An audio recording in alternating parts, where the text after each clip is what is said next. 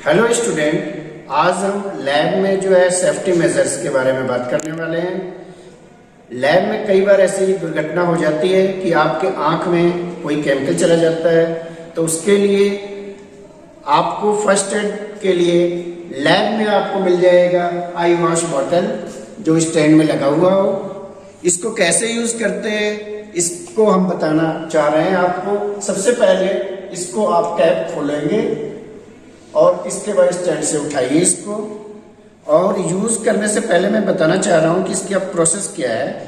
इसको जो है प्रेस करेंगे। इस बोतल को जब हम प्रेस करते हैं तो ये देख रहे हो आप, पानी यहाँ से आता है, आंख में जाता है और बाकी साफ करते हुए ये बाहर निकल आता है। तो इसको जो है आंख में रखेंगे और प्रेस करेंगे और जैसा देख रहे हो आंख खोल के रखनी है। आंख में जो भी केमिकल गया है वो पानी के साथ बाहर आ जाएगा।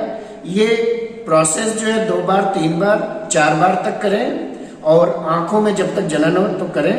और इस फर्स्ट एड लेने के बाद डॉक्टर के पास जरूर जाएं और उसको आप दिखाएं।